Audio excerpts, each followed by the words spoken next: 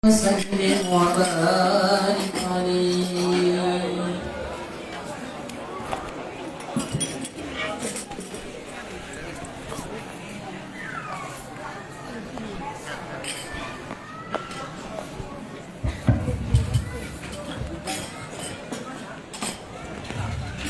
Sekali lagi kepada para jemaah yang masih berada di luar lokasi pengajian, dengan segala hormat agar bisa memasuki tempat yang telah disediakan panitia, karena sebentar lagi acara akan kita mulai.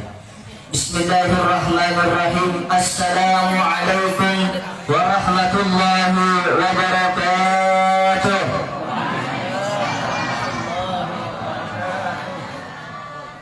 Alhamdulillah, wassalatu wassalamu ala rasulillah Sayyidina wa maulana Muhammad ibni Abdillah. La hawla wa la quwwata illa billahi, amma ba'da. Al-Mukarram wal Muhtaram Kiai Haji Anwar Zahid, pengasuh Pondok Pesantren Safidul Jannah dari Bojonegoro, Jawa Timur, yang sama-sama kita hormati dan kita ta'zimi. Yang kami hormati pengasuh Pondok Pesantren Mambaul Khairat Kiai Haji Abdullah Al-Fakir. Yang terhormat Bapak Ibu hadirin tamu undangan, Bapak Ibu wali santri serta santriwan dan santriwati yang berbahagia.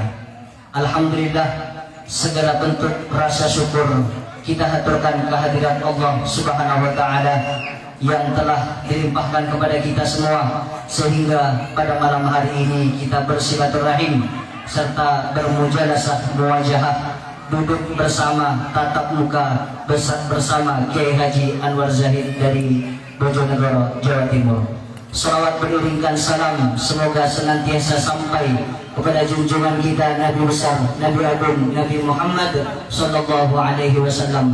Semoga kita semua diakui oleh beliau sebagai umatnya, serta menjadi umat beliau yang berhak untuk mendapatkan syafaat pada yaumil qiyamah. Amin amin ya rabbal alamin. Hadirin tamu undangan yang berbahagia, mari kita bersama-sama membuka acara pada malam hari ini dengan membaca suratul Fatihah. Ala hadhihi niyah wa ala kulli niyatin salihah. Al-Fatihah.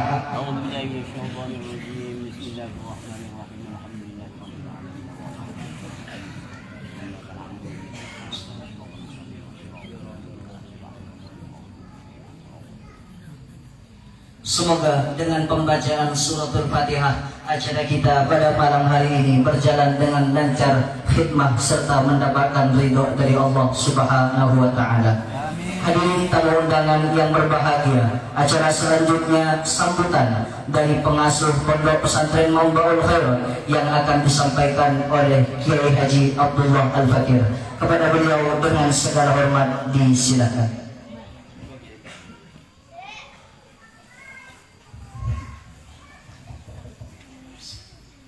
Assalamualaikum warahmatullahi wabarakatuh.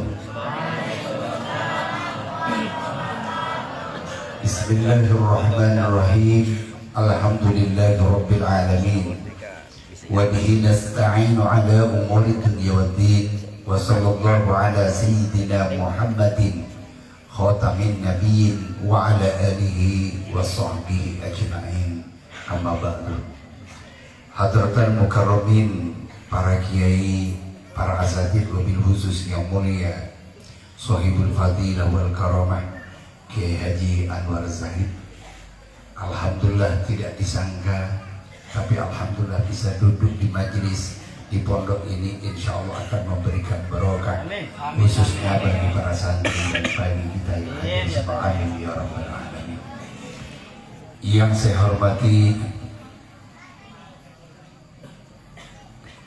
hormati Kiai Haji Anwar Zahid beserta rombongan, dan juga kepada Kiai Munawir.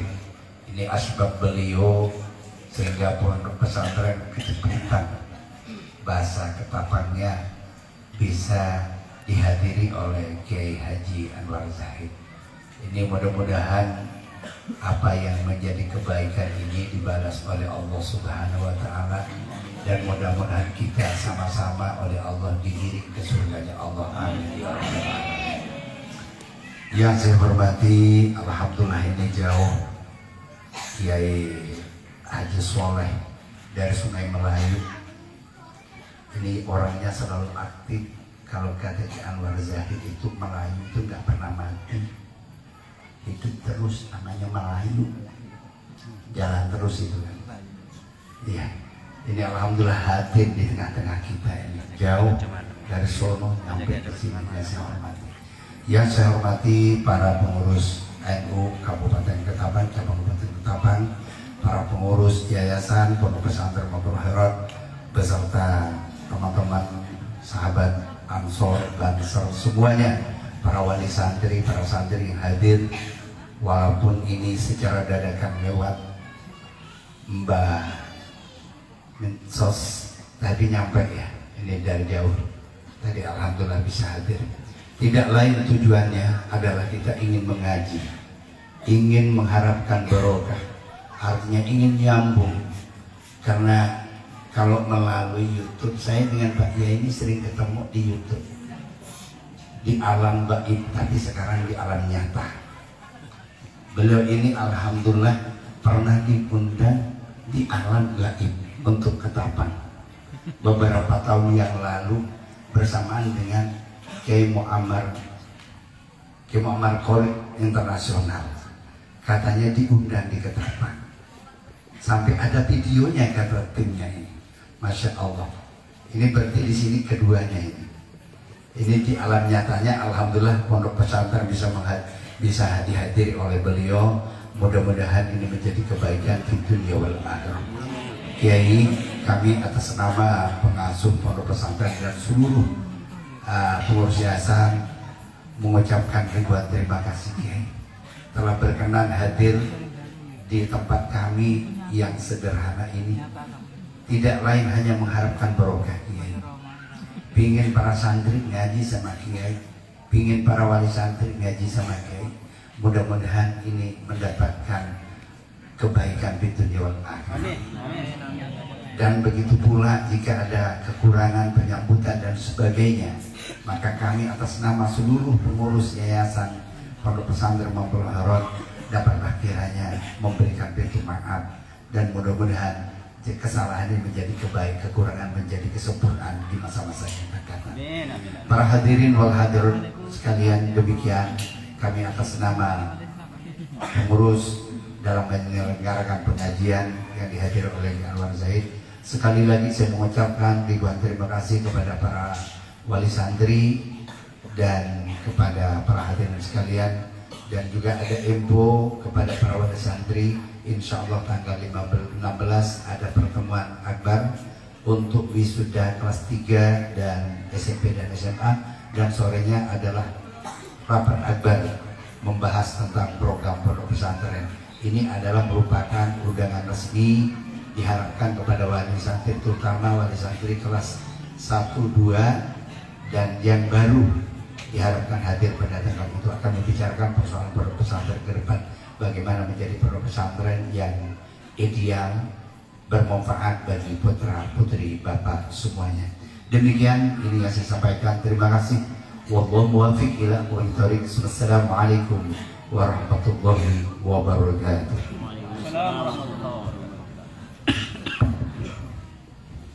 Hadirin tamu undangan yang berbahagia, selanjutnya mari kita dengarkan mau'idhah hasanah, untayan nasihat-nasihat yang akan disampaikan oleh Kiai Haji Anwar Zahid.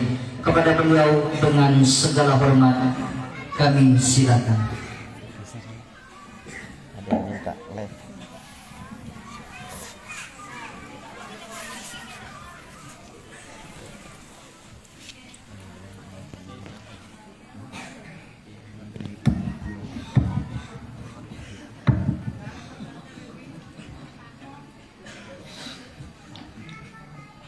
Assalamualaikum warahmatullahi wabarakatuh.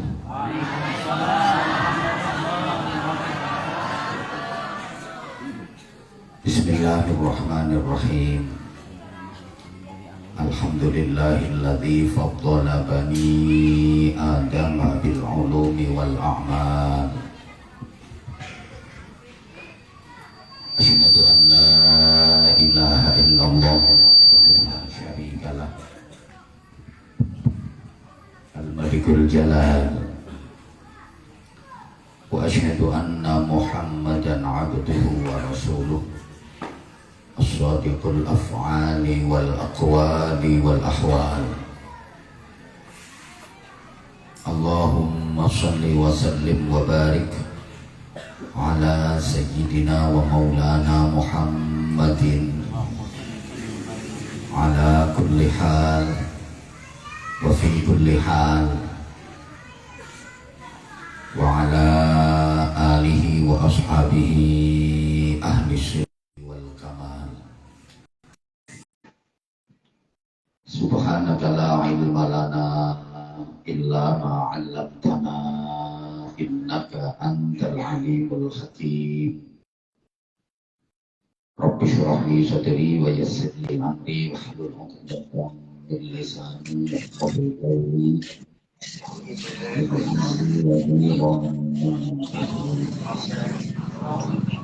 Rabbana hab lana min azwajina wa dhurriyyatina qurrata a'yun waj'alna lil muttaqina imama. Amma ba'd. Ashab al-fudala, ulama anal kurama, wa bi muqaddimah murabbi hadzal ma'had manba'ul khairat fadilatil mukarram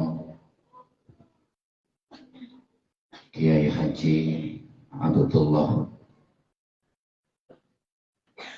bersama Ibu Nyai, keluarga dalam dan segenap kepengasuhan pesantren yang sama-sama kita taklimi dan yang dimuliakan Allah.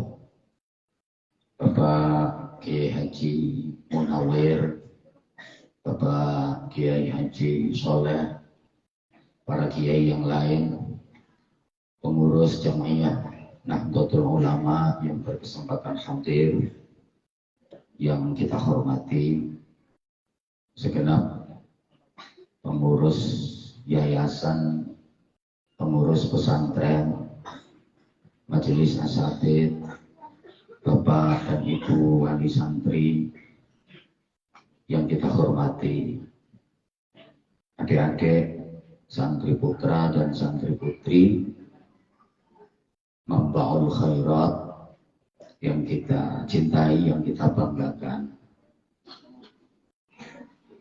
Kita tentu berharap mudah-mudahan pondok pesantren Mambaul Khairat ini benar-benar bisa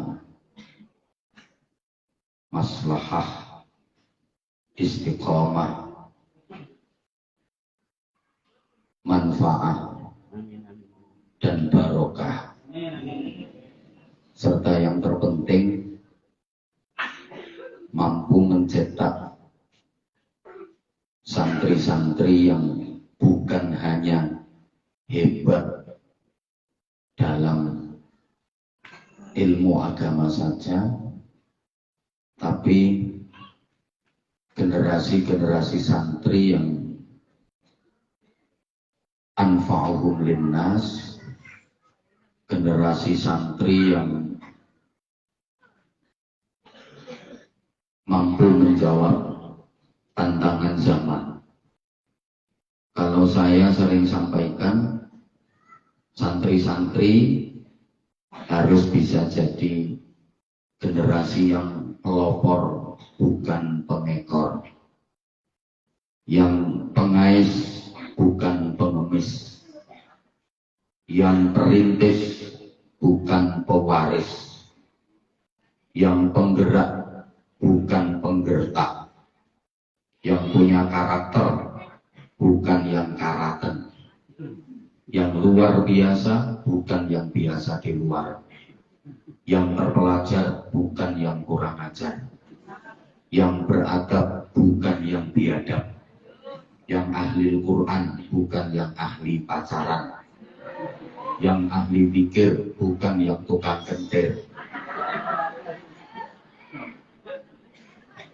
Kalau dalam bahasa Al-Quran disebut ulul albab, mereka adalah alladzina yadhkuruna Allaha qiyaman wa qu'udan wa 'ala junubihim wa yatafakkaruna fi khalqis samawati wal ardh Rabbana ma khalaqta hadza batilan subhanaka faqina 'adzabannar.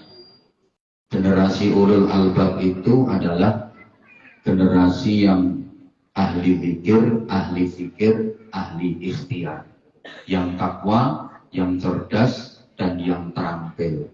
Hatinya sensitif, otaknya kreatif, hidupnya produktif, mampu menghadapi masalah moralitas, kreativitas, dan kriminalitas. Hatinya tertib, otaknya lantik, tangannya urip. Sergap mikir, pinter mikir, gelem nyupir, duwe musuh wani melintir.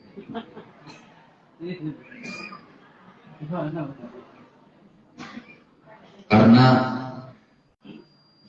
manusia dinilai itu dari iman dan takwanya serta kemanfaatan untuk kehidupan. Allahumma sholli ala Muhammad. Nilai manusia itu bukan berapa panjang umurnya, berapa banyak usianya, berapa lamanya hidup di dunia. Tapi manusia dinilai dari prestise dan prestasi kebaikan apa yang bisa dicatatkan selama menjalani kehidupan di dunia ini. Banyak orang yang umurnya nggak panjang, usianya pendek, tapi prestise dan prestasi yang ditorehkan dalam hidupnya jauh lebih baik, lebih hebat daripada orang-orang yang dikaruniai umur panjang. Imam An-Nawawi itu umurnya hanya 45 tahun. Ibnul Qayyim Al-Jauzi usianya cuma 60 tahun. Imam Muhammad bin Idris Asy-Syafi'i, salah satu imam madhab yang dianut oleh mayoritas umat Islam Indonesia dan Asia. Beliau usianya hanya 54 tahun. Bahkan Hujjatul Islam Al-Imam Muhammad bin Muhammad Al-Ghazali itu usianya hanya 51 tahun, sudah wafat. Tapi manfaatnya untuk umat sungguh sangat hebat. Jasanya untuk manusia luar biasa. Sehingga beliau-beliau yang saya sebut tadi sampai sekarang masih terus didoakan, dikenang, diteladani, diamalkan ilmu-ilmunya.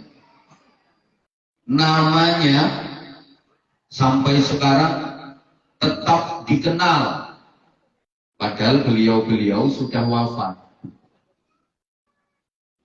Nah, sampeyan-sampeyan semua ini masih hidup, tapi nggak ada orang yang pengen kenal sampeyan.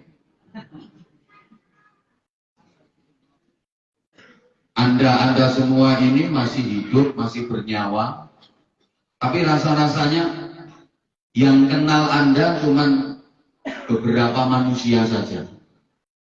Kalau saya kan dikenal juga di dunia gaib, kayak tadi disampaikan oleh Kiai sampean. Allahumma sholli ala Muhammad.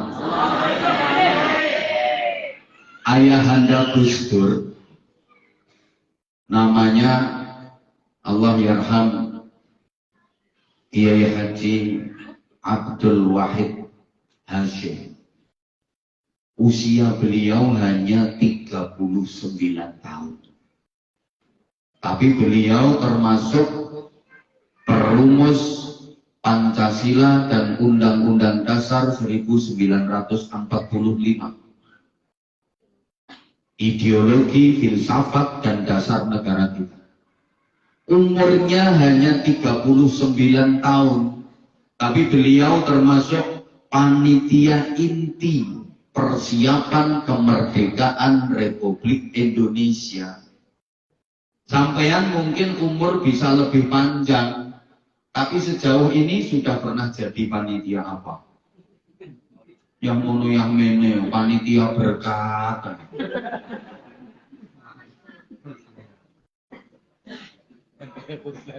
Ibu bapak dan adik-adik santri, kalau Anda pergi ke Jakarta, ada 2 bandara terkenal di sana. Yang satu bandara internasional Soekarno-Hatta, letaknya di Cengkareng. Sekarang masuk wilayah Tangerang, Provinsi Banten. Satu lagi namanya Bandara Halim Perdana Kusuma. Halim Perdana Kusuma itu umurnya hanya 26 tahun. Tapi namanya diabadikan jadi nama bandara. Ayo namamu. Dipakai namanya kandang kambing lu gak ayo.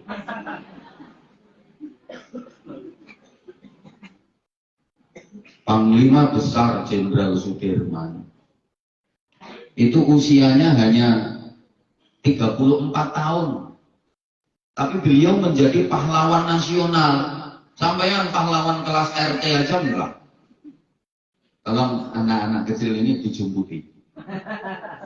Ya, mengganggu konsentrasinya ngaji lah. Mamanya mana mamanya? Nggak tahu ini. Tolong kalau bisa, anak-anak kecil gimana supaya nggak rame gitu. Ya, nah ya itu dijumputi. Nah ya nongkrong. Jaluk mie ya jaluk.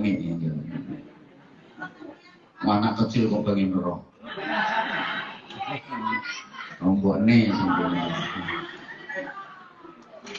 Oke, saya ulang adik-adik. Guys, Melayu kayak lambe kudungan Melayu.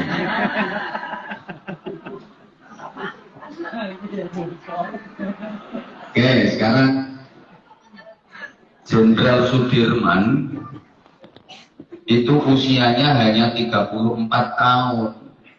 Tapi nama beliau diabadikan jadi nama jalan.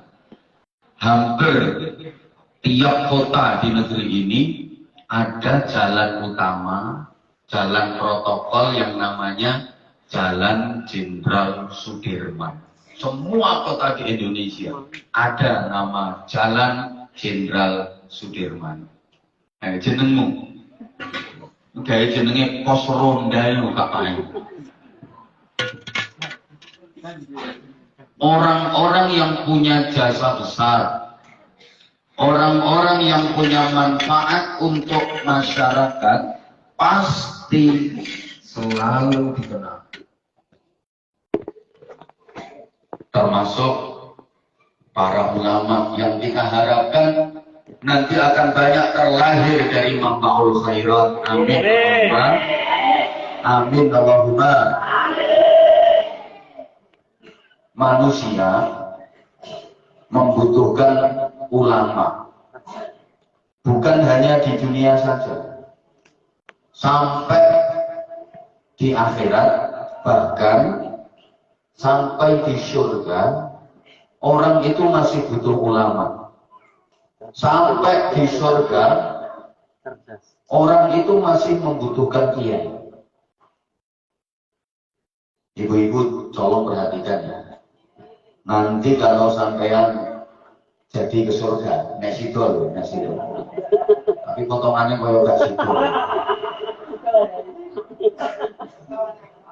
Sampai di surga pun manusia masih membutuhkan ulama, masih memerlukan kiai. Adik-adik kalau membaca kitab Mukhtarul Ahadits, ada sebuah hadis Rasulullah Muhammad sallallahu alaihi wasallam, ahlul jannah yahtajuna ila ulamaihim kama hum yahtajuna ila ulamaihim fid dunya. Jadi penduduk surga itu memerlukan para ulamanya. Meskipun sudah tinggal di surga, penghuni surga masih membutuhkan para kiai, para ulama. Maaf, orang di surga nanti tidak memerlukan gubernur. Di surga nggak butuh bupati, di surga nggak memerlukan camat, kepala desa, kepala kelurahan, enggak. Karena di surga nggak butuh stempel, nggak butuh tanda tangan, nggak butuh proposal.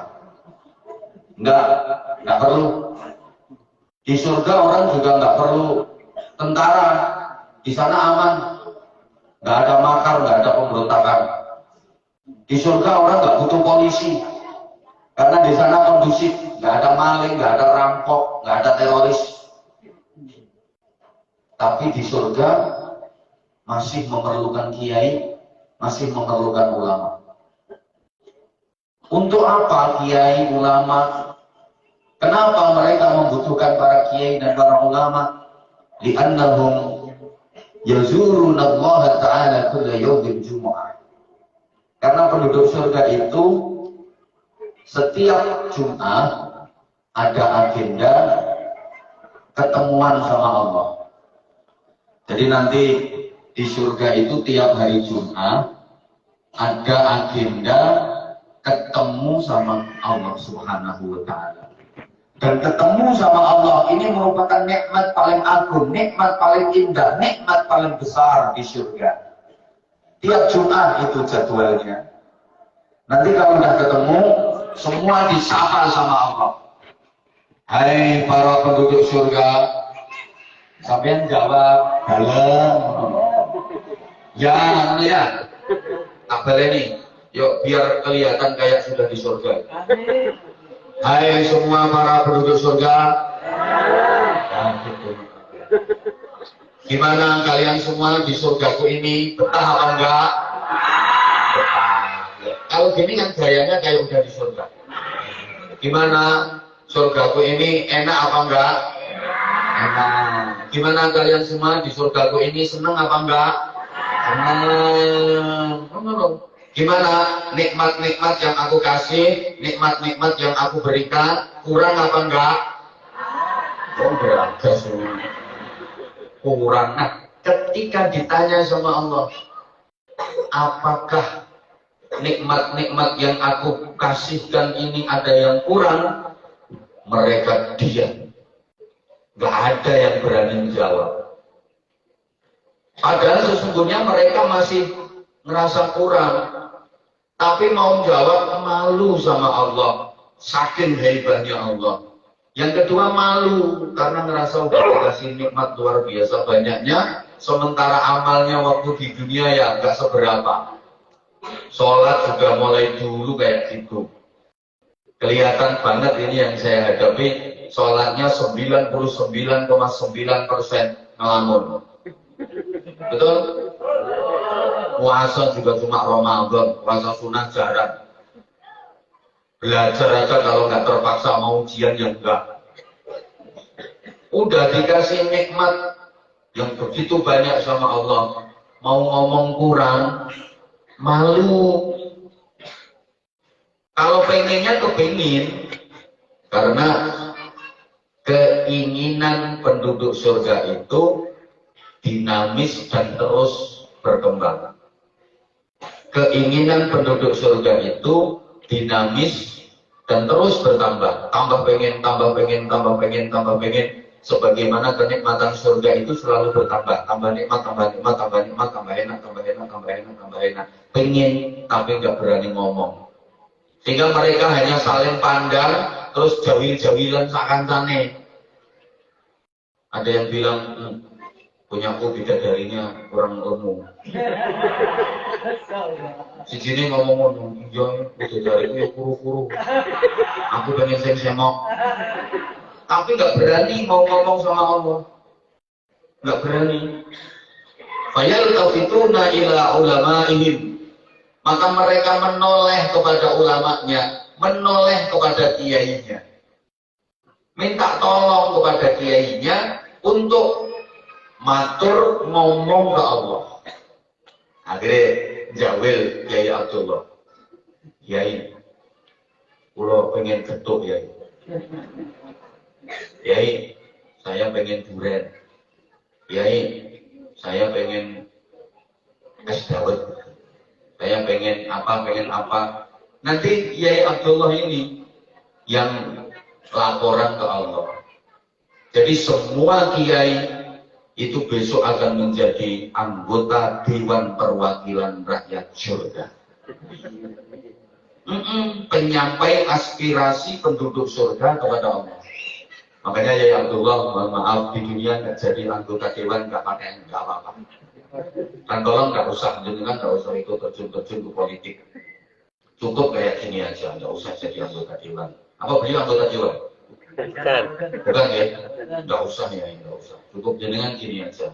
Yang anggota dewan itu udah ada klubnya sendiri-sendiri. Nanti kalau jenengan terjun ke politik malah bubar ini pokoknya nanti. Yakin aku bubar, apalagi regenerasinya belum jalan. Nah, jenengan cukup di sini aja. Nggak jadi anggota Dewan Perwakilan Rakyat di dunia, nggak pakai nggak masalah. Tapi jenengan nanti pasti akan menjadi anggota Dewan Perwakilan Rakyat. Amin.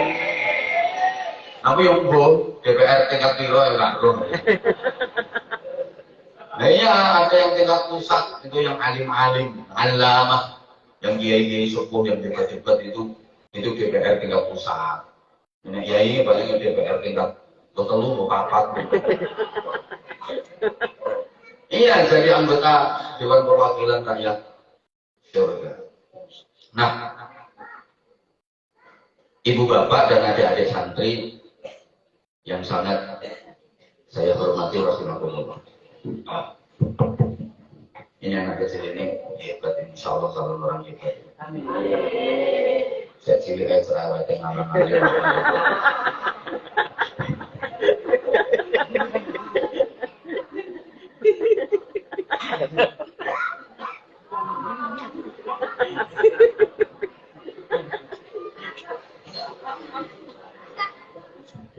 Yo,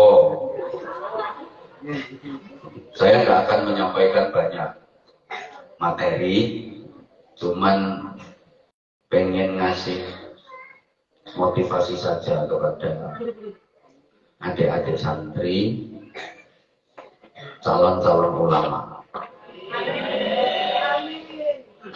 Setidaknya adik-adik, ulama itu harus memenuhi 3 kriteria. Jadi ukuran ulama itu bukan hanya dari sisi keilmuan saja, bukan hanya man lahu ilmun syamilun, orang-orang yang mempunyai keilmuan secara mumpuni, bukan cuma itu. Standar ulama itu bukan cuma pinter saja. Maaf ya, andaikan yang disebut ulama itu yang pinter, maka di dunia ini yang paling berhak menyandang titel ulama adalah Sahibul Fadilah wa Sa'adah Asy-Syaikh Google radhiyallahu anhu. Nah iya, umpama ulama itu barometernya kok pinter saja, yang paling layak disebut ulama ya Syekh Google itu ditanya apa aja bisa. Ini kritikan ya, santri sekarang sama santri dulu itu beda. Santri dulu itu ngajinya zaman beliau, kiai kita ini, ngafalin mulai pelajaran tingkat dasar, dihafalin semua. Ngajinya mulai mabade fikih, ini yang fan fikihnya. Terus Safinatun Najah, Kasyifatus Sajah, terus Abi Syuja itu Takrir, Fathul Qorib, Fathul Mu'in, Fathul Wahab, dan seterusnya. Kalau santri sekarang bacaannya bukan Fathul Wahab tapi Fathul WhatsApp, Rawdatul Facebook, Hifayatul Instagram, Hidayatul Twitter, dan Nihayatul TikTok.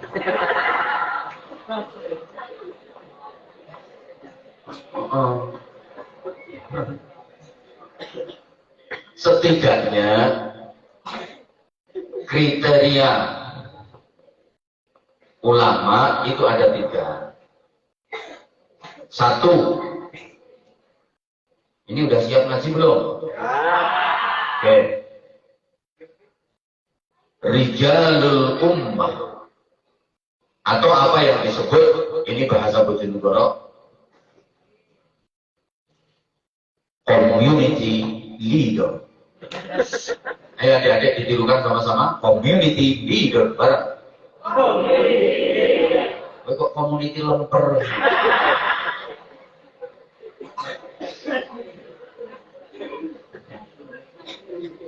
Rijalul ummah. Tirukan 1, Rijalul ummah, community leader. Ini lantai rotok ditekuk sini. Yang kedua, Rijaluddin, spiritual leader. Yang ketiga, Rijalul fikr,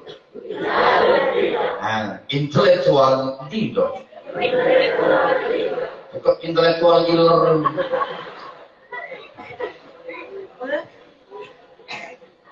Ini ulama-ulama yang di Indonesia diberi amanah berupa pondok pesantren. Kita doakan kiai kita, Kiai Abdullah.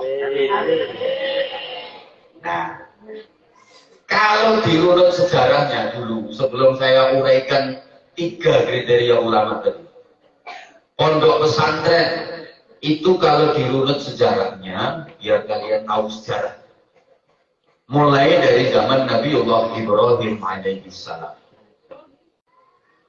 Allah Subhanahu wa ta'ala mengutus seorang nabi dari bangsa Arab Selatan, namanya Nabi Hud alaihissalam. Diberi kaum yang disebut dengan kaum Ad. Nabi Hud diperintah untuk mendakwahkan iman kepada kaum Ad. Tapi karena kaum Adnya itu nakal-nakal kayak yang sebelah sana itu, mereka dihancurkan sama Allah, gagal di Arab Selatan. Kemudian Allah mengutus seorang nabi lagi dari bangsa Arab Utara, namanya Nabi Shalih alaihissalam. Diberi kaum yang disebut dengan kaum Samud. Sama seperti kaum Ad, kaum Samud ini nakal-nakal, menentang Rasulnya, mendustakan Allah. Akhirnya mereka juga dihancurkan oleh Allah. Jadi di Arab Selatan gagal, di Arab Utara juga gagal. Maka kemudian Allah mengutus seorang nabi, la minal kidul wala minal lor.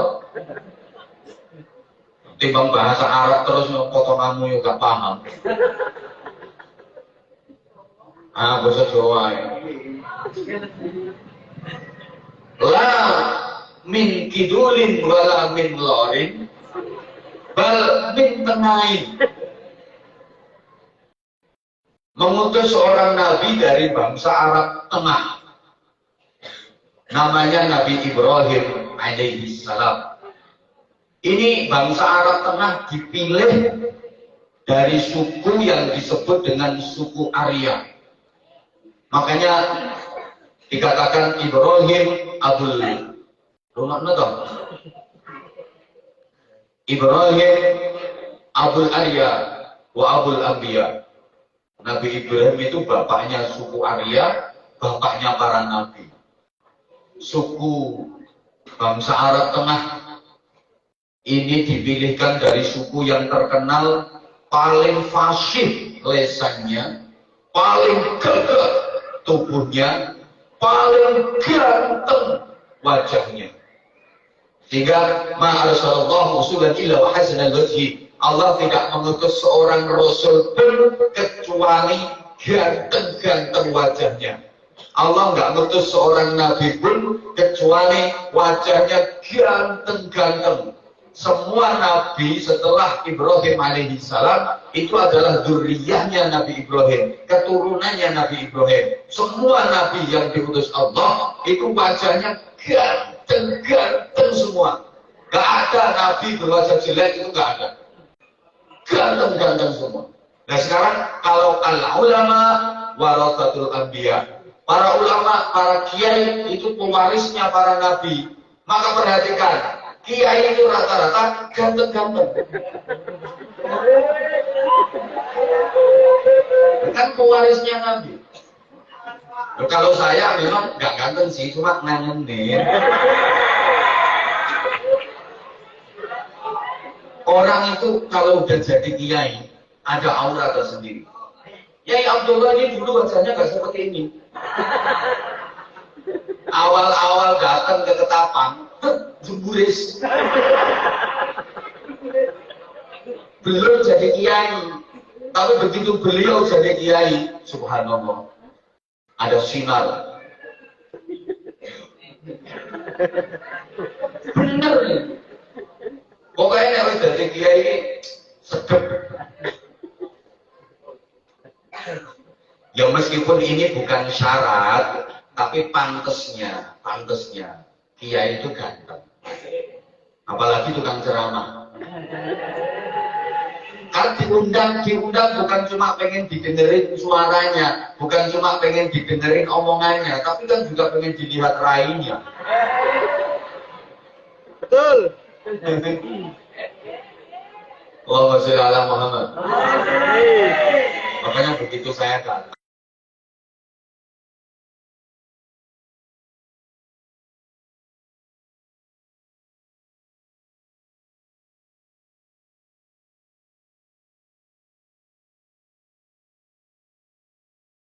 Oh, terus ana sing nambahi, ganteng asline. Allahumma sholli ala Muhammad. Udah. Ya, meskipun nggak syarat sih, nggak syarat. Soalnya innallaha la yanzuru ila suwarikum wala ila ajsadikum wala ila hisabikum walakin yanzuru ila qulubikum wa niyyatikum. Allah tidak memandang bentukmu, bodimu, nasabmu, keturunanmu, enggak. Yang dinilai Allah adalah hati dan niatmu. Lagi dari kiai sih gak ganteng.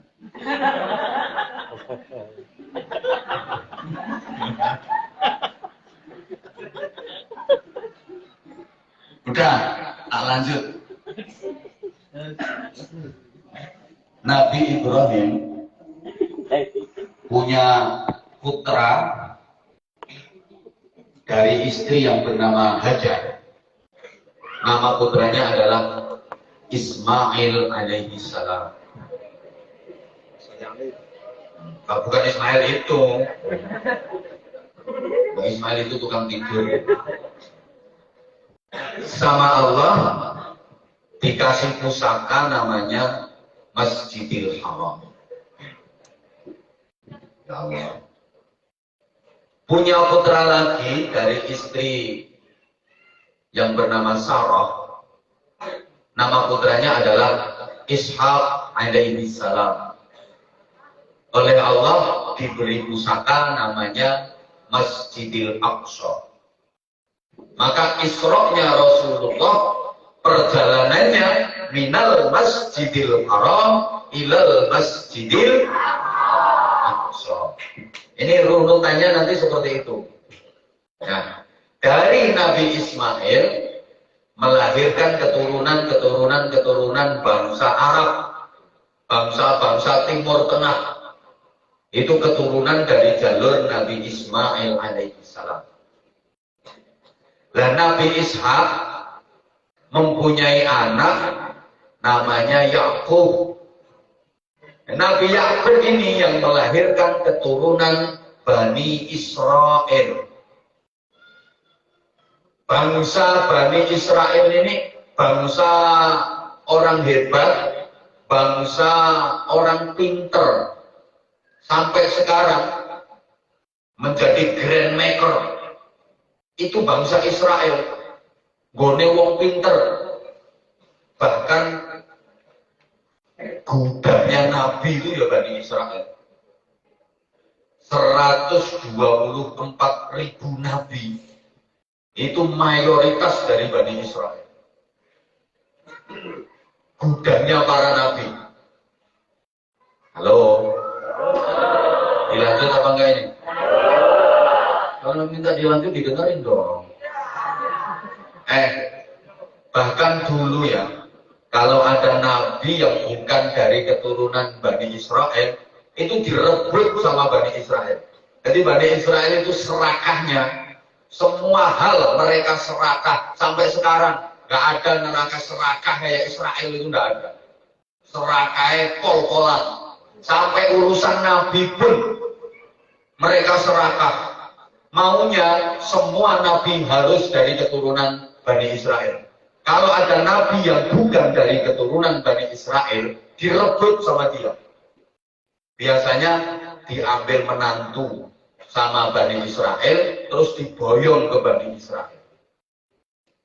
Maka sampai sekarang Bani Israel nggak pernah mau mengakui Muhammad Rasulullah SAW. Kenapa? Karena Nabi Muhammad bukan keturunan Bani Israel. Sampai sekarang Israel nggak mau mengakui Nabi Muhammad. Kenapa? Nabi Muhammad bukan keturunan Bani Israel. Understand? Kalau ada Nabi yang bukan keturunan Israel, itu direbut sama dia. Contoh, Nabi Ayub alaihi salam itu nabinya bangsa Eropa. Nabi Ayub itu aslinya nabinya bangsa Eropa. Kemudian diambil menantu cucu sama Nabi Yusuf. Diambil cucu menantu sama Nabi Yusuf. Jadi dinikahkan sama cucunya Nabi Yusuf yang namanya Siti Rahmah. Akhirnya Nabi Ayub diboyong ke Israel. Bangsa Eropa kehilangan Nabi. Kehilangan Nabi, tapi udah pernah punya Nabi. Walaupun akhirnya kehilangan Nabi kan sudah pernah punya Nabi. Mending daripada Indonesia. Setiap ada Nabi di Indonesia pasti palsu. Ya, hari ini ngaku Nabi, 2 hari lagi tangkap polisi. Bahkan di Ketapang dulu juga pernah ada yang ngaku jadi Nabi. Ya. Palsu mesti. Indonesia setiap ada Nabi pasti palsu. Kecekel. Yang fenomenal dulu namanya ada Ahmad Musaddiq Al-Gendemu Wasempelu, orang Bogor, itu guru olahraga. Guru olahraga mengaku jadi Nabi, umatnya dijak pencolokan. Katanya dia dapat wahyu di puncak ketemu sama malaikat Jibril. Ngapain malaikat Jibril kelayapan sama puncak? Malah ada perempuan namanya Lia Aminuddin bikin komunitas Eden. Dia awalnya ngaku jadi Nabi, lama-lama ngaku jadi malaikat Jibril. Ya karena sesat dan menyesatkan ditangkap sama polisi di penjara. Ini prestasi untuk polisi di Indonesia. Ampun nangkep malaikat Jibril. Ya kita berdoa aja, mudah-mudahan sebentar lagi yang ketangkep malaikat Israel. Aman dirimu nggak mati-mati. Malah perbatasan Jawa Barat, Jawa Tengah itu ada orang ngaku jadi Nabi, namanya Tugimin. Dari nama aja udah nggak pantas, ada Nabi Tugimin alaihissalam. Tugimin jangankan jadi Nabi, jadi kiai aja nggak pantas. Acara selanjutnya mau video hasanah tausiah agama yang akan disampaikan oleh Syahibul Fadilah Sa'id dan Karomah. Kiai Haji gini. Kapan tegas? Terus kalau sholawatan gimana? Hah? Kan sholawat Jibril kan enak. Sallallahu ala Muhammad. Sallallahu alaihi wasallam. Coba diganti nggak mau di sini. Sallallahu ala Tuhan. Jelas. Halo. Halo. Dilanjut nggak? Oi. Oi. Dari bangsa Israel itu keturunannya Nabi Yakub. Dan yang disebut Israel itu Nabi Yakub. Nah, Nabi Yakub punya anak, salah satunya bernama Is. Nah, dari Is ini melahirkan bangsa Amerika dan bangsa Eropa. Jadi orang Amerika, orang Eropa, orang Belanda, Jerman, Swiss, Prancis, Kanada, Spanyol, mana lagi? Jonegoro, Eropa, Swedia. Pokoknya orang Amerika, orang Eropa itu nasabnya jelas. Nasabnya dari Is bin Yakub, Yakub bin Ishak, Ishak bin Ibrahim. Jelas nasabnya. Yang nasabnya nggak jelas ya ngomong Indonesia. Ini kan nggak jelas nasabnya. Iso-iso diurut nasabnya dengan Raja Fir'aun. Belinging.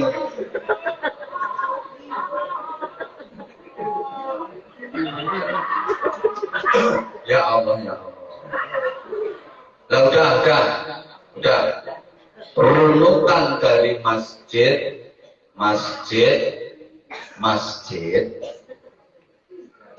sampai turun kepada Rasulullah Muhammad sallallahu alaihi wasallam. Rasulullah hijrah ke Madinah, begitu sampai perbatasan, pertama kali yang dilakukan beliau adalah membangun masjid. Yang akhirnya masjid itu diberi nama Masjid Quba. Ini dalam sejarah Islam, masjid yang pertama kali dibangun dalam sejarah Islam adalah Masjid apa, Nana? Masjid Quba. Dan Masjid Quba itu masjid yang menjadi kebiasaan Rasulullah untuk bermalam minggu. Jadi ternyata kebiasaan malam mingguan itu sunnah. Enggak, sunnah malam mingguan. Rasulullah punya kebiasaan malam mingguan. Jadi tiap Sabtu sore Rasulullah pergi ke Masjid Quba untuk bermalam mingguan.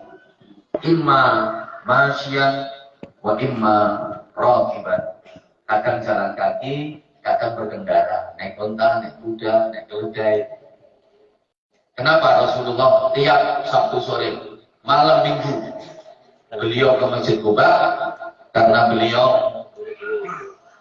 tabarrukan dengan turunnya ayat la masjidun ussisa 'ala taqwa.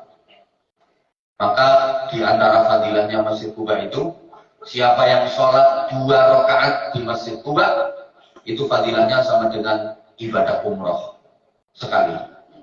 Sholat 4 rakaat di Masjid Quba sama dengan ibadah umroh 2 kali. Sholat 5 rakaat sama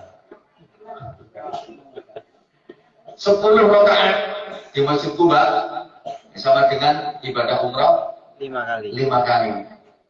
Nah, masuk ke jantung kota Madinah, Rasulullah membangun masjid lagi yang sekarang kita kenal dengan Masjid Nabawi di Madinatul Munawwarah. Mudah-mudahan semuanya bisa ziarah bersama. Aminnya kenceng banget. Kesana itu kemana? Tangan kulit bermohon. Halo. Oke. Orang itu kalau ke Masjid target utamanya, tujuan utamanya pasti raudhah. Coba tanya ke para jamaah yang udah pernah haji atau umrah. Kalau ke Masjid Nabawi, tujuan utama dan target utamanya adalah raudhah. Di raudhahnya mana? Raudhahnya mana? Kenapa? Begini para santri dan bapak ibu yang saya hormati, selesai membangun Masjid Nabawi, Rasulullah tidak mengeluarkan doa istimewa. Doanya linear.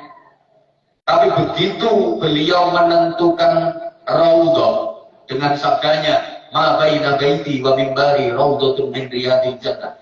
Tempat antara rumahku dengan mimbarku adalah taman di antara taman-taman surga. Selesai menentukan raudhah, Rasulullah mengeluarkan doa istimewa yang itu diaminkan oleh malaikat Jibril. Diaminkan pula oleh para sahabat-sahabat utama. Doanya adalah Allahumma ja'al bil Madinah di'afai ma ja'alta bi Makkah minal barakah. Ya Allah, jadikanlah kota Madinah ini barokahnya 2 kali lipat dibanding Mekah. Maka walaupun Mekah punya Ka'bah, tapi fadilahnya lebih besar Madinah. Kok begitu? Ya, Mekah itu simbol ibadah. Kalau Madinah simbol ilmu pengetahuan. Ibadah dengan ilmu lebih utama mana? Ibadah dengan ilmu lebih utama mana? Ilmu. Karena al-ilmu bila amalin yakun, wal amalu bidunil ilmi la yakun. Enggak ngerti enggak apa-apa, yang penting manggut-manggut. Ilmu tanpa amal, tanpa diamalkan tetap ada. Tapi kalau amal tanpa ilmu enggak ada. Dan enggak akan ada, enggak akan diterima, enggak akan sah. Paham? Paham? Maka pantas fadlul alim alal abid, kata Rasulullah. Kafadlil qamari lailatul badri ala sairil kawakib. Keutamaan orang alim dibanding dengan orang ahli ibadah yang tidak alim itu seperti keunggulan rembulan di malam purnama mengalahkan bintang ke bintang yang hilang cahayanya.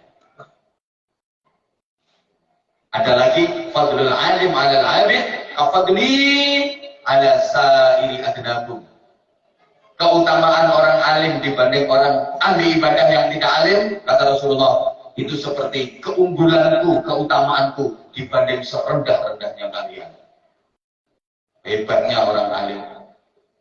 Maka mudah-mudahan semuanya jadi alim-alim.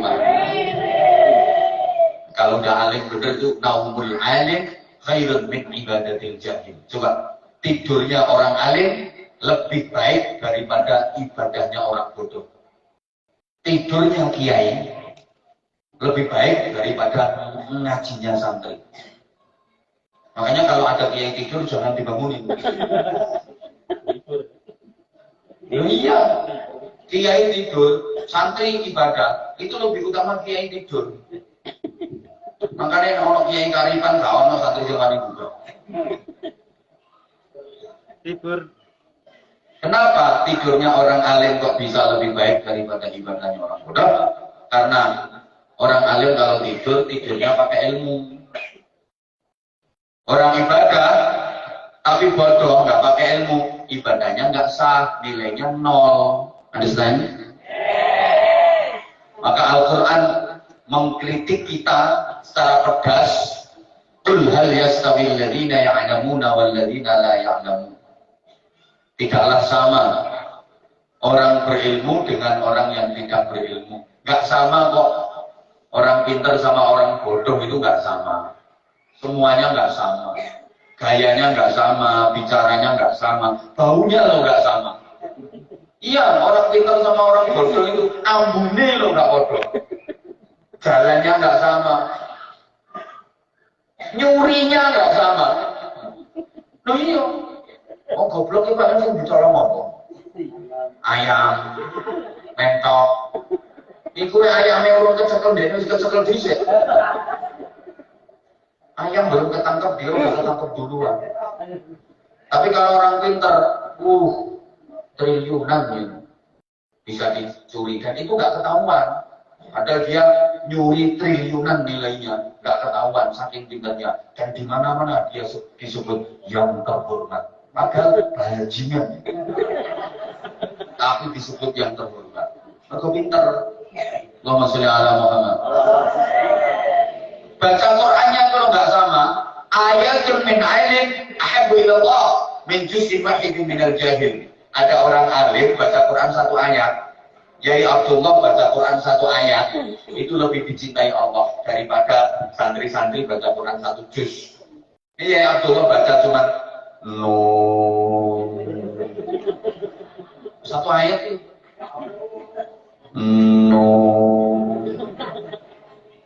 Ini lebih baik, pahalanya lebih besar daripada santri-santri baca satu juz.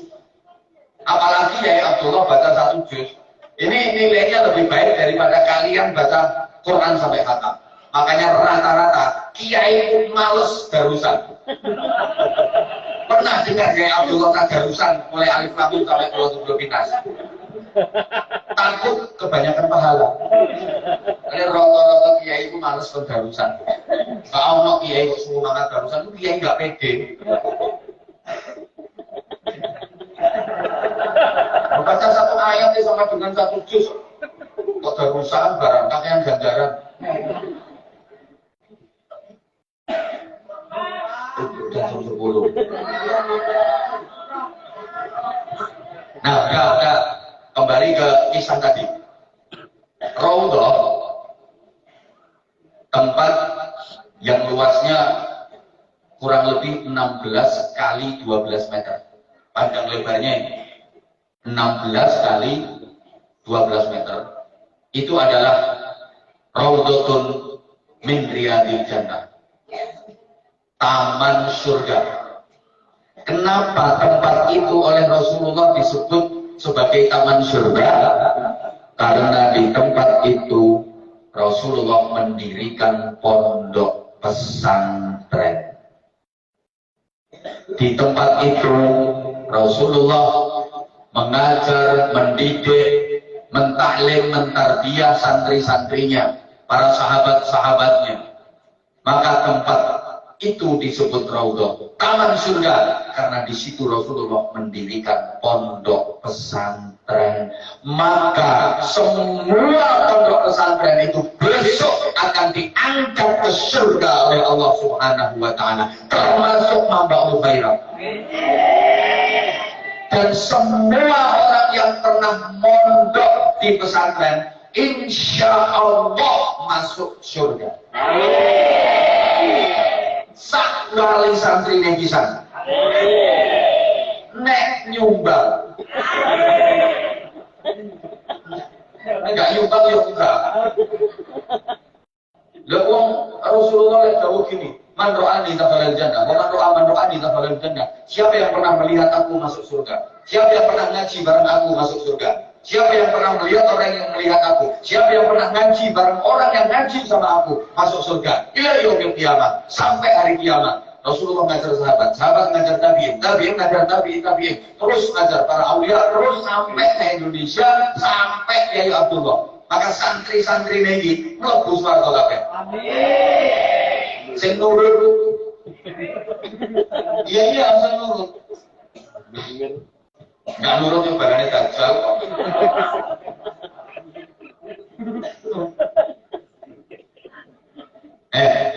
Santrinya Rasulullah itu ada disebutkan sebagai ashabus suffah, sahabat-sahabat Nabi yang la minal muhajirin wala minal ansor. Jadi sahabat Nabi itu ada yang bukan dari golongan sahabat muhajirin, bukan dari golongan sahabat ansor. Namanya ashabus suffah, sahabat-sahabat yang tinggal di teras-teras masjid, mondok di pesantrennya Rasulullah. Nah, kepala pesantrennya namanya Abdurrahman ibn Sakhr, yang kita kenal dengan julukan Abu Hurairah. Itu kepala pesantrennya Rasulullah. Nah, santrinya Rasulullah itu datang dari jauh-jauh. Ada santri yang datang dari Jerman, namanya Suhaib Ar-Rumi, dari Romawi, dari Jerman, mondok ke Madinah. Ada yang dari Persia, Iran, namanya Salman Al-Farisi. Dari Iran ke Madinah, mondok di pesantrennya Rasulullah. Bahkan ada yang dari Sudan, Afrika, namanya Bilal bin Rabah, mondok ke pesantrennya Rasulullah. Maka pondok pesantren disebut pondok pesantren sungguhan, kiai disebut kiai serius. Itu kalau santrinya datang dari berbagai arah, berbagai penjuru. Santrinya itu dari tempat yang jauh-jauh. Itu baru pondok serius. Nah kalau santrinya baru mutek 1 RT 2 RT, itu rondo kiai. Masih agak pondok pesantren, agak-agaknya, belum pondok pesantren beneran.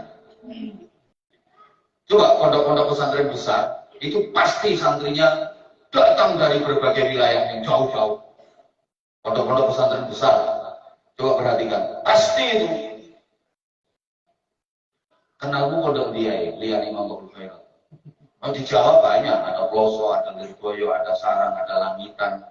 Mesti santrinya itu jauh-jauh dari Kalimantan, dari Sumatera, Sulawesi, Papua, bahkan dari luar negeri. Itu pondok pesantren sungguhan, kiainya kiai serius. Tapi kalau santrinya masih 1 RT 2 RT itu yang agak pondok pesantren. Rondo kiai, mambu kiai, kamu bukan kiai mambu.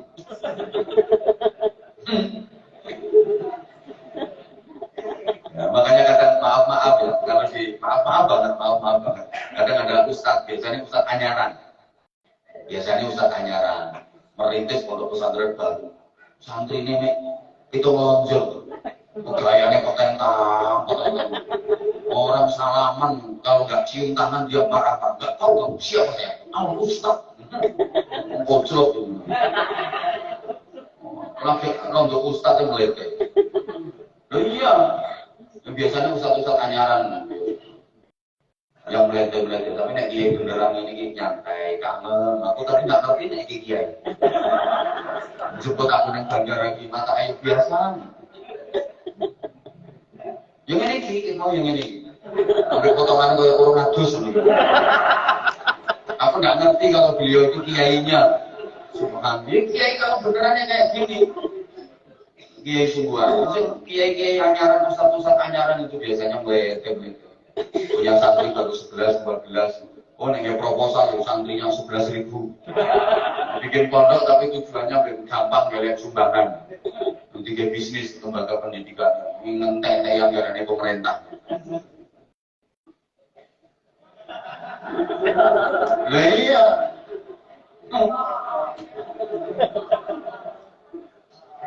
Allahumma sholli ala Muhammad. Sebelah sini berarti ya. Istri Nabi. Soalnya sing cilik wis turu tepat. Izin ya saya di sini ya. Ini kesempatanku ya tepat ini gitu. Sambil nyari-nyari siapa tahu ada yang bening. Ya nggak kelihatan mau hitam-hitam semua, Pak. Maksudnya jilbabnya sama pakaiannya itu yang hitam. Kalau orangnya sih ya hitam. Bukan, saya perhatikan yang sebelah sini ini cuma 2. Dia hanya ada 2, hitam sama hitam banget. Pakaiannya sayang, pakaiannya. I love you.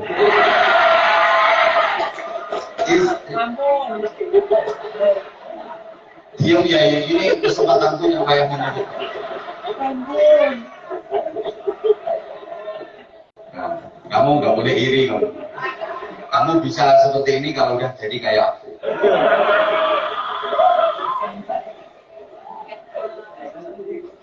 Istri-istri Nabi. Nah, kalau istri-istri itu berarti bukan cuma 1. Kalau perhatikan sebelah sana. Ya, namanya saja istri. Itu nggak cuma 1, is adalah 3. Lah iya, bisa bahasa Inggris apa enggak? Nah, kalau 1 namanya is 1, kalau 2 is 2, kalau 3 baru is 3. Mantap. Nah kalau 1 ya bukan istri, kalau 1 namanya is 1. Dan kalau cuma 1, nggak ada surganya. Hadisnya fenomenal, hadisnya semua hafal. Al-jannatu tahta aqdamil ummahat. Itu pakai jamak. Surga itu di bawah telapak kaki para ibu. Bukan tahta aqdamil enggak, bukan tahta aqdamil tapi tahta aqdamil ummahat. Surga itu di bawah telapak kaki para ibu. Mana. Ini istri Nabi yang diajak ngasuh pesantren itu adalah Sayyidah Aisyah binti Abi Bakar Siddiq radhiyallahu taala anha. Sehingga Nabi menyatakan, "Inna habban nisa ilayya Aisyah wa inna habban rijal ilayya abuha." Wanita di dunia ini yang paling aku cintai adalah Aisyah. Laki-laki di dunia ini yang paling aku cintai adalah ayahnya Aisyah. Siapa? Abu Bakar Siddiq. Rasulullah menyatakan seperti itu.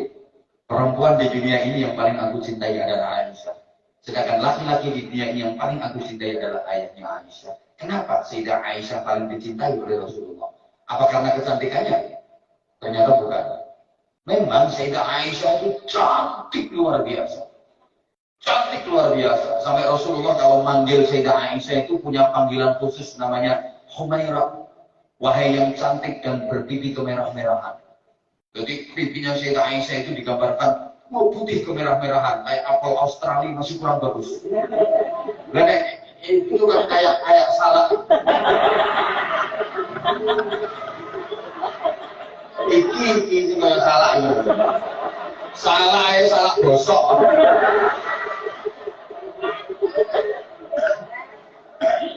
Sayyidah Aisyah itu cantik luar biasa. Kecil ya, kalau di sini gambaran kecantikannya kayak mana ya? Sebentar. Alah, nggak usah ngacung, tumpah ya. Langsung tumpah ya ngantuk. Mana ya Sayyidah Aisyah? Gambaran kecantikannya kayak yang mana ya? Bentar. Modus. Gak ada. Modus. Gak level. Kalau kayak gitu dibandingin sama Sayyidah Aisyah, ya jauh lah. Baina sama ke sumber minyak. Gak level. Memang Sayyidah Aisyah itu cantik, tapi bukan karena itu Rasulullah paling mencintainya. Istri Nabi itu semuanya cantik semua, apalagi Sayyidah Sofia, Sayyidah Maria Al-Qibtiyah.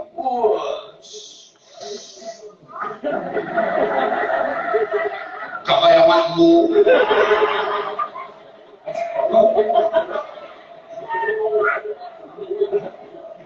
Udah ada kalau santri putri sini cantik semua.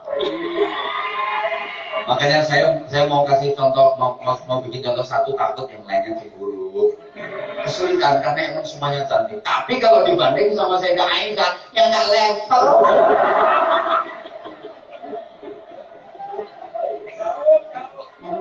Jauh.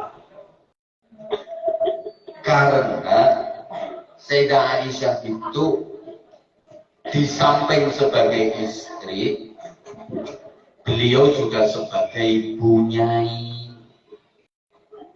Di samping sebagai istri, beliau ikut ngasuh pesantren. Allahumma sholli ala Muhammad.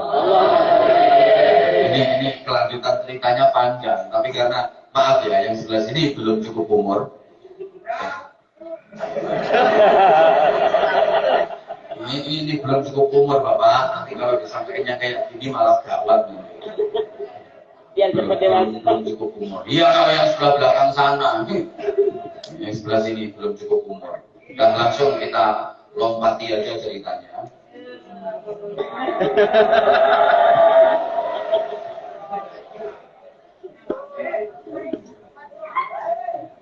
Nah, dah. Rasulullah ngajar santrinya. Santri Rasulullah namanya sahabat. Kan yang disebut sahabat itu orang yang pernah berjumpa dengan Rasulullah dalam keadaan iman. Walaupun cuma sekejap perjumpaan itu. Itu udah jadi sahabat.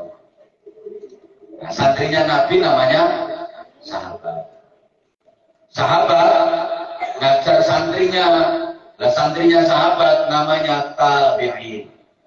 Dari sini ada dikatakan farubba muballighin aw'a min sami'in. Banyak orang yang dikasih tahu itu lebih bisa menampung ilmu daripada yang mendengar langsung. Jadi banyak orang yang dia hanya dikasih info-info masih.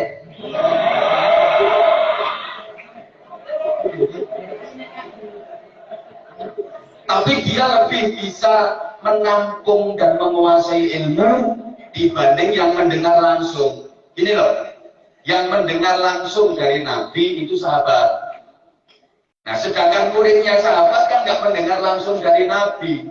Dia dikasih info oleh sahabat.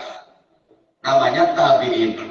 Tabi'in itu banyak yang lebih bisa menampung ilmu dibanding sahabat. Maka adik-adik santri ya, kalau Anda jeli, disiplin-disiplin ilmu itu rata-rata lahirnya di era tabi'in. Ilmu qawaid, ilmu usul fikih, ilmu nahwu, itu lahirnya di era tabi'in. Sahabat masa kenal nahwu? Pernah ada hadis, pernah membaca hadis Abu Bakar Siddiq berbicara soal hal, tamyiz, maf'ul mutlaq? Nggak ada. Zaman sahabat belum ada disiplin-disiplin keilmuan kayak gitu. Belum ada. Adanya pada zaman tabi'in. Allahumma sholli ala Muhammad. Allahumma sholli ala Muhammad. Nah, waktunya. Turun. Iya. Terus turun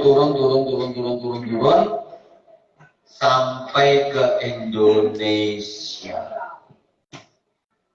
Nah, Islam masuk wilayah Indonesia ini sekitar abad ke-14. Ini yang lebih masif ya. Ya sebelumnya sih sudah ada, tapi syiar dan dakwah Islam sebelum abad 14 di Indonesia bisa dibilang belum berhasil. Sehingga dalam sejarah dicatat bahwa masuknya Islam ke Indonesia itu yang ada mulai hasil signifikan itu abad ke-14 pasca runtuhnya kerajaan Majapahit. Jadi agak telat ya, masuknya Islam ke Indonesia ini agak telat dibanding dengan negara-negara lain. Islam masuk Eropa abad ke-7 udah masuk ke sana.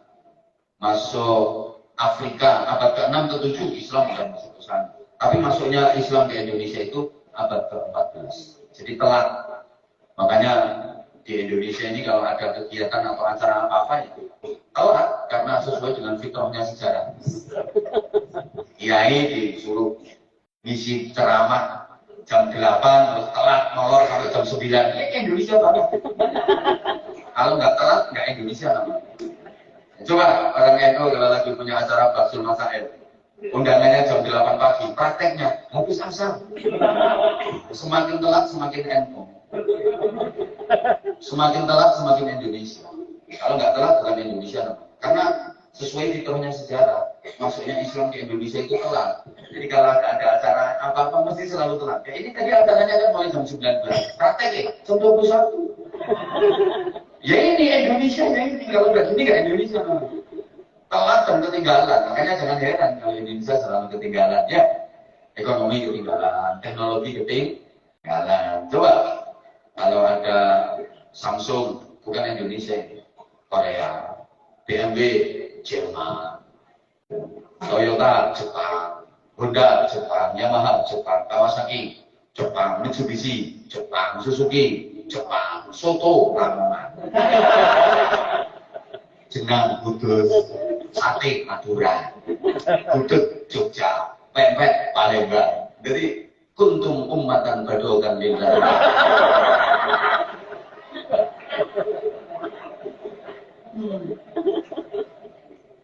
Ya harus gitu memang. Telat. Islam udah masuk ke Spanyol. Adik-adik Spanyol itu negaranya Real Madrid, Barcelona, Atletico Madrid, Sevilla, Valencia. Apa lagi gila. Islam masuk Spanyol itu abad ke-7 dibawa oleh Tariq bin Ziyad. Jadi kalau adik-adik ya, santri belajar ilmu gramatika, belajar ilmu nahwu, itu ada Nazm Alfiyah Ibnu Malik. Itu bukan karyanya orang Ketapang. Alfiyah Ibnu Malik itu juga karangan orang Ketapang ini. Itu karyanya siapa? Karangannya siapa? Karya Muhammad Jamaluddin bin Abdullah bin Malik Al-Jayyani Al-Andalusi. Al-Andalusi, Andalus itu mana? Spanyol. Jadi pengarang Nazm Alfiyah Ibnu Malik, kitab Nazm Difan ilmu nahwu yang dipelajari hampir di seluruh pesantren di Indonesia. Iku karangan wong Spanyol. Kok gak nyaut ya? Kenalmu Alfiyah pakai jilbab itu ya? Gak kenal Nazm Alfiyah. Woi. Islam masuk ke Rusia yang kemarin menggempur Ukraina itu. Negaranya Vladimir Putin.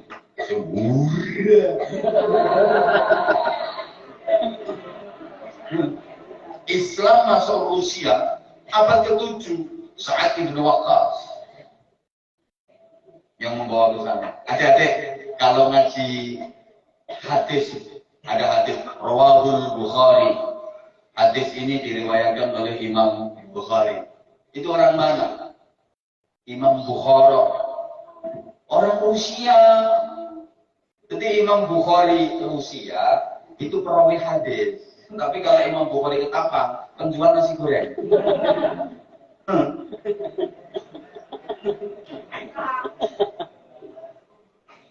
Ya Allah. Adik-adik yang ngaji kitab fikih Fathul Qorib. Itu karyanya siapa? Bukan orang Bojonegoro. Bukan orang Jawa. Bukan orang Ketapang. Karangannya Al-Imam Ahmad bin Husain bin Ahmad Al-Asfahani.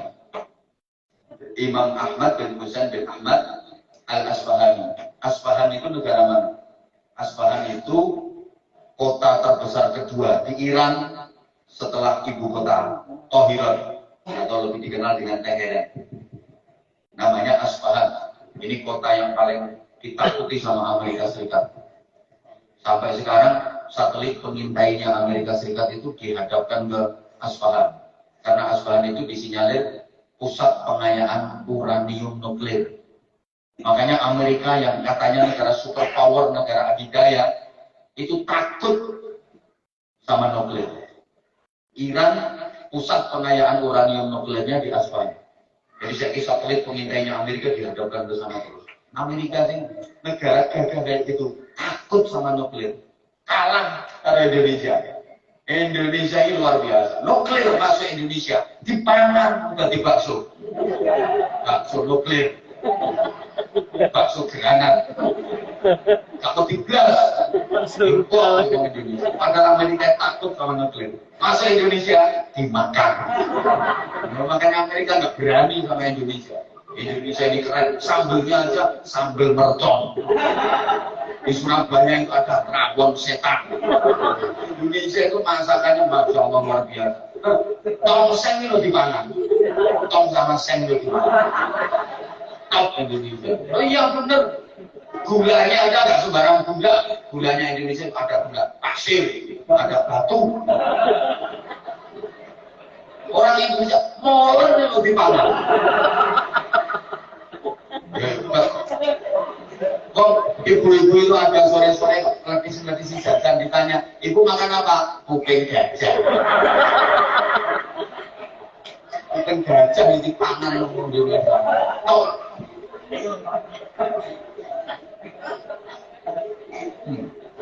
Sayur kunci. Itu berarti lauknya kan gemboran, ben.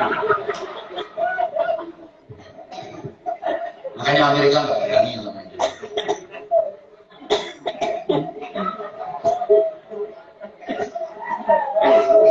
Wes, ini aku mau meneruskan perjalanan panjang ini, lumayan jauh.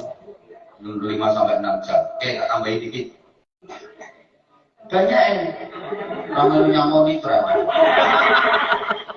Terus sampai pada masa penjajahan. Allahumma sholli ala Muhammad. Ini kalau negatif perhatikan. Masa penjajahan, para ulama dan para kiai lah yang berhasil nangis nanti mie para ulama. Ngomongnya lagi teko. Para ulama dan para kiai lah yang bisa menggelarakan semangat jihad melawan penjajahan. Kenapa para ulama yang berhasil menggelurakan semangat jihad? Ya karena ulama kiai itu menjadi ikon di tengah-tengah masyarakat. Dulu masyarakat punya problem apa saja, larinya ke kiai. Jadi semua problem keumatan, masalah-masalah masyarakat itu bisa diselesaikan pada tingkat kiai. Dulu begitu. Ada orang punya anak nakal kayak itu. Pasti orang tuanya larinya ke kiai. Kiai, anak saya nakal, kiai. Minta barokahnya, minta doanya. Terus kiainya bilang, "Ke sana, ambilkan air dari kolam wudunya santri. Cidune banyu wudunya santri. Didoain sama kiai, diminumkan, sembuh." Dulu, kiai, istri saya hamil 2, udah 11 bulan, tapi bayinya belum lahir-lahir. Minta doanya biar segala lahiran. Kiai. Akhirnya dikasih doa, namanya doa pendobolan. Itu disolok sama kiai, lahir bayi. Dulu ke kiai.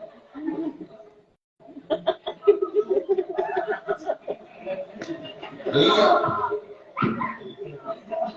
Punya hutang. Larinya ke kiai. Kiai, saya punya hutang, kiai. Lumayan banyak hutangnya, dan ini waktunya ditagih sama orangnya. Minta doanya, Yai, supaya orangnya nggak nagih, supaya orangnya lupa, biar nggak nagih. Akhirnya dikasih ijazah sama Kiai. Udah gampang, tuh bacakan ayat kursi. Jadi semua tentang kita utang gitu ya. Mau praktek gitu. Bacakan ayat kursi. Nanti pas lafaz man dzalladzi yashfa'u 'indahu, baca yang panjang sambil membayangkan orangnya. Insya Allah orangnya nggak bakal nagih. Untuk mentolong-tolongin berutang, mau praktek. Mandalladzi yashfa'u 'indahu, sambil bayangno orang yang diutangi biar nggak nagih. Mandi, ayat kursi masih belum mandi, tambah sak mejoe. Sekalian ayat meja. Dulu semuanya lari ke kiai. Punya istri cerewet, ya istri saya cerewet, ya saya kualahin, ya saya minta doa yang bisa bungkem sampai ngomong itu. Gampang wis masak nih, subuh bungkeman kiri. Itu kayak kiai kalau kiai, padahal kiai ini lagi berdiselatur bujuni. Harus saja diomelin istrinya, tapi ada orang minta kayak gitu dikasih. Itu dulu. Sekarang enggak. Sekarang kiai mulai ditinggalkan. Sekarang punya anak nakal, larinya enggak kiai, tapi ke psikiater. Loh, kiai ini mulai enggak laku. Iya. Punya hutang numpuk, bukan ke kiai sekarang. Ke koperasi sekarang tinggal. Soalnya masyarakat tahu kiai ini dulu hutangnya kayak. Istri hamil tua, udah 11 bulan kok bayi belum lahir. Enggak ke kiai sekarang. Ke dokter spesialis. Itu dokter spesialisnya namanya SPOG. Itu singkatannya spesialis oko-oko.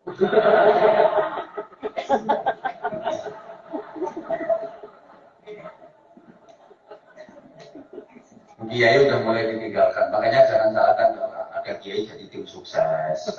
Itu kiai cerdas. Soalnya dia ini bisa pakai lagu gitu Mas. Saya aja kemarin kena pandemi 2 tahun. Sampai 2 tahun lebih kan. Wah, nggak ada undangan ceramah. Ini aku udah punya rencana. Ini kalau pandemi nggak selesai-selesai, aku udah punya rencana. Apa yang dukun? Karena Indonesia ini dukun prospeknya bagus. Loh iya, dukun di Indonesia ini prospeknya cerah. Orang Indonesia itu punya prinsip kalah duit menang diri. Indonesia kalah duit menang diri, kalah dunyo menang dungo, kalah pangkat menang tirakat, kalah umuk menang suwuk, kalah rupo menang dupo, kalah rupo-rupo bongkok. Ya Allah, ya Allah, ya Allah. Udah, terus turun sampai masa Wali Songo. Merintis perjuangan Islam lewat pondok pesantren. Sunan Ampel Sayyid Maulana Rahmatullah bikin pondok pesantren di Ampel Desa. Santrinya ya mirip santrinya Rasulullah. Santrinya Sunan Ampel itu ada santri yang putra kerajaan Majapahit namanya Raden Hasan, atau kita lebih kenal Raden Fatah.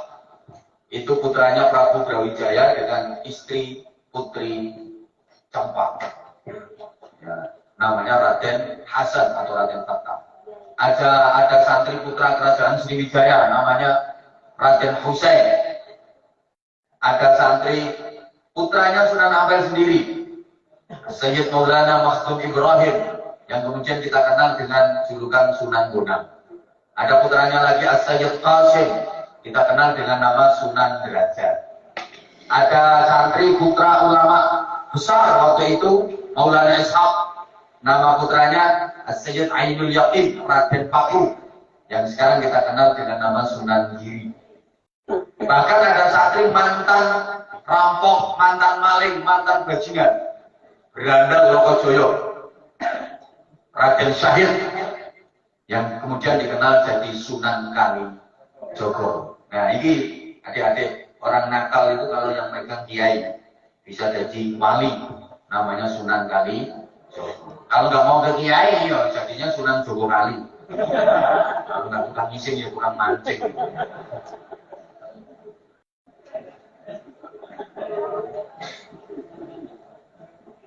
Terus ditanamkan 3 karakteristik itu. Makanya yang berhasil menggelarkan semangat jihad mengusir penjajahan itu ya para santri, para kiai dan pondok pesantrennya.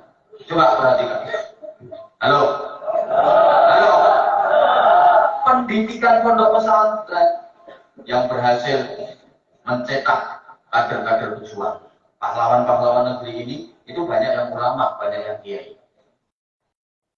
Kiai Mojo itu ulama besar, pondok pesantrennya besar. Kiai Imam Bojol, Kiai Sentok Ali Basyar, Rawira Dirja, kiai itu pejuang-pejuang pahlawan-pahlawan itu. Kiai Pangeran Diponegoro. Pangeran Diponegoro itu kiai. Beliau hafizul Quran dan menguasai qiraah sab'ah. Nama aslinya Abdul Hamid. Makanya fotonya Pangeran Diponegoro tahu nggak, naik kuda pakai jubah sambil nyontong keris. Ya, pernah lihat ada fotonya Pangeran Diponegoro pakai helm? Itu Satria Gajah Hitam. Memang ulama, memang kiai. Para pejuang negeri ini, bahkan para perintis kemerdekaan, itu banyak dari kalangan ulama, banyak dari kalangan kiai. Jangan salah. Sampai-sampai Bapak Pendidikan Nasional Ki Hajar Dewantara di awal-awal kemerdekaan, satu ketika menghadap Presiden Soekarno dimintai pendapat. Apa pendapat Bapak sebagai Bapak Pendidikan Nasional? Apa saran Bapak untuk kebaikan negeri ini? Sarannya beliau apa? Tolong Bapak Presiden, jangan pernah tinggalkan pondok pesantren. Jangan pernah menganaktirikan pondok pesantren. Jangan pernah menomorduakan pondok pesantren. Karena jika bakal negeri ini ada para ulama, para kiai dan santri-santri pondok pesantren. Jadi pondok pesantren melahirkan kemerdekaan, kemerdekaan melahirkan sekolah sampai fakultas, universitas, sekolah tinggi. Nah, jadi sekolahan-sekolahan sampai perguruan tinggi itu cucunya pondok pesantren. Buku-buku paham. Nah, karakternya ada 3 tadi. Ini yang saya sampaikan singkat-singkat saja. Kalau masih kurang ya kawan-kawan undang lagi. Yang pertama tadi, Rijalul Ummah. Apa yang disebut dengan community leader. Ayo. Kalau di dunia pendidikan disebut dengan emotional quotient, mempunyai EQ. Kemudian Rijaluddin, spiritual leader, spiritual quotient, punya SQ. Dan Rijalul Fikr, intellectual leader, punya IQ. Jadi mempunyai apa ya, 3 trilogi yang lengkap dalam kehidupannya: IQ, EQ, SQ. Allahumma sholli ala Muhammad. Pertama apa yang disebut Rijalul Ummah, pemimpin umat. Maka ulama itu bukan hanya memimpin santri tapi juga memimpin masyarakat, sehingga harus punya jiwa ngomong kalau bahasa Jawanya. Oleh Sunan Kalijaga diubah jadi lagu Cah Angon. Ya? Pernah dengar lagunya?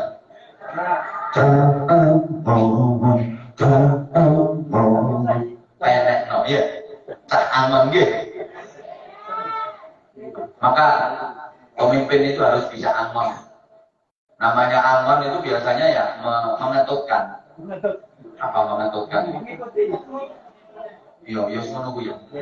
Contohnya angon pedus, mana tadi pedusnya? Oh, pedusnya nolak. Angon pedus itu pasti di belakang pedusnya. Ya namanya angon itu ya di belakang yang dingon. Angon bebek ya di belakangnya bebek. Angon kambing ya di belakangnya kambing. Namanya angon. Kalau wedhus BBM wis bener lakune ya dijarke, biarin memang udah bener. Kalau salah baru diarahin gitu. Kalau di depannya ya ngono bojo ya nang burine ngatut no jenenge angon. Angon ngetutne sambil mengarahkan itu angon. Makanya di belakang. Kalau di depan bukan angon, belantik. Nek belantik enggak peduli wes. Mana gak mana diseret kudusnya, sengaja sampai gurunya katakan melet diseret. Makanya kalau milih pemimpin itu pemimpin yang bisa angon, misalkan pemimpin belantik, loro, disuruh ngurusin beras malah dia sendiri nimbun beras, suruh ngurusin minyak malah dia sendiri nimbun minyak. Itu pemimpin belantik itu namanya. Ya, pilih yang aman. Coba. Keberhasilan dan sukses dakwahnya para wali itu karena punya sifat ar-ra'i itu. Kesukaannya masyarakat dulu apa? Dulu masyarakat itu sukanya kembang-kembang, rengeng-rengeng, gendeng-gendeng. Para wali menciptakan gendeng-gendeng yang di dalamnya disisipi nilai-nilai agama. Maka lahirlah gendeng-gendeng gerik, kayak semacam gundul-gundul, cublek-cublek, turi-turi, seluku-seluku. Nah, sampai sekarang kan masih apa? Jadi mengetutkan tadi loh. Coba Sunan Derajat itu kalau nasihati orang, kamu jangan sampai kalah sama kata, atau kalah sama goblok. Maksudnya gimana, Mbah Yai? Kata itu kalau dapat nikmat dia baca Quran. Masa iya kata bisa baca Quran? Ternyata benar. Coba itu kalau habis hujan, sungai itu airnya penuh. Kata ngaji. Lain syakartu la'azidannakum walain kafar. Foto yang aneh.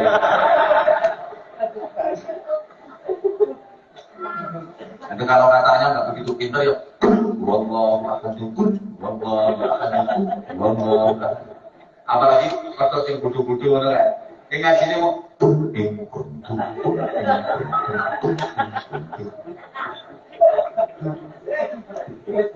Jangan sampai kalah sama tawon, lebah.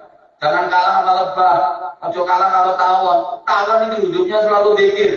Coba dengerin kalau tawon itu lagi terbang. Itu bukan cuma sesungguhnya dia lagi zikir itu tawon.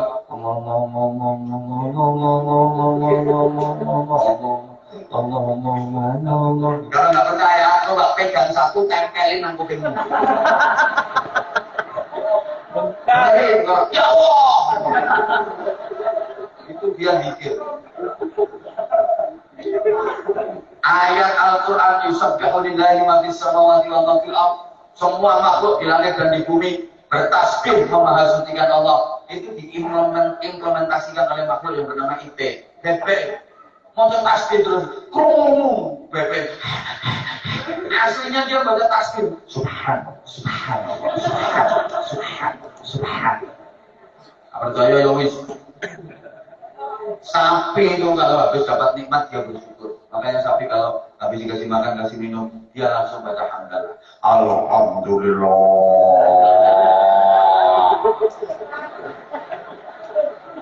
Siapa ngomong persis? Makasih.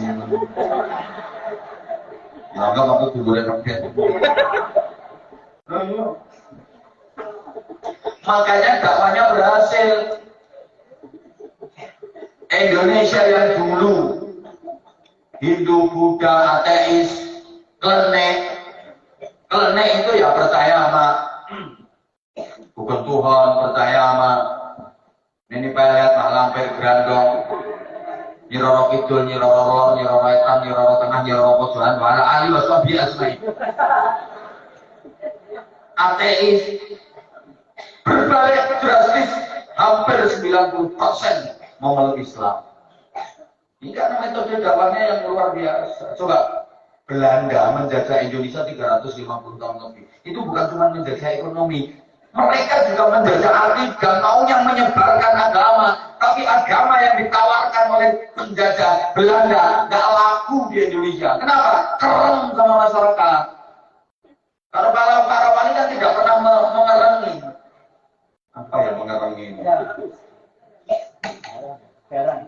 Nah iya, makanya ya yang berhasil ya para wali itu. Makanya harus punya emotional question, nemong masyarakat. Gak boleh dikit-dikit haram syirik bid'ah, haram syirik bid'ah. Itu biasanya Ustaz Anyaran. Apa benar-benar haram syirik bid'ah. Orang itu kalau keilmuannya luas, wawasannya pasti luas, sikapnya juga luas. Ilmu dan wawasannya luas, sikapnya pasti luas. Di samping kebenaran yang saya yakini, ada pihak lain yang juga benar menurut keyakinannya dia.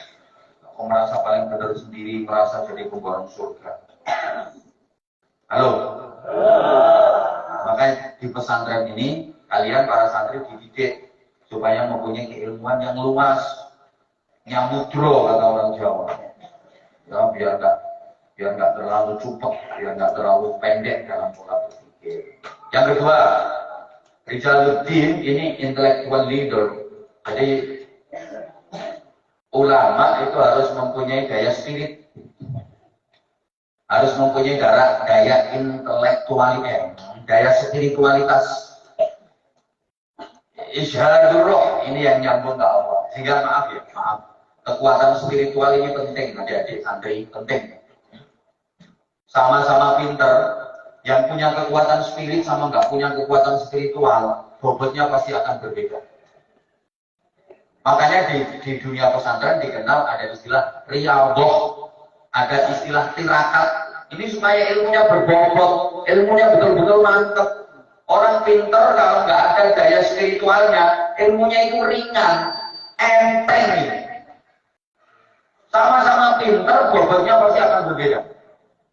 Sehingga maaf, kiai zaman dulu yang berhasil mencetak ulama-ulama besar, itu kalau dibanding dengan dosen-dosen sekarang, cara mengajarnya kalah kiai zaman dulu. Sekarang dosen-dosen apalagi yang gelar akademisnya lebih panjang daripada nama aslinya. Sekarang sarjana titulnya Prof. DR, DRS, IR, namanya panjang Ahmad Sirotol Mustaqim Sirotol Latina. Belakang masih ada MSI, MPDI, MHI, MMH, terakhir BH. Itu sampai BH. Wah, pandai berorasi, berargumentasi, pokoknya diplomasi, pinter pol, ngajarnya menak, tapi nggak mampu membekas kuat ke murid-muridnya, ke mahasiswa-mahasiswinya, ke santri-santrinya. Cara mengajarnya enak. Nah, kalau kiai zaman dulu itu kadang-kadang ngajar ngaji itu, ya Allah, nggak paham nih. Ada ngajar ngaji itu geremeng sama sekali nggak jelas, nggak jelas. Baca kitab kuning.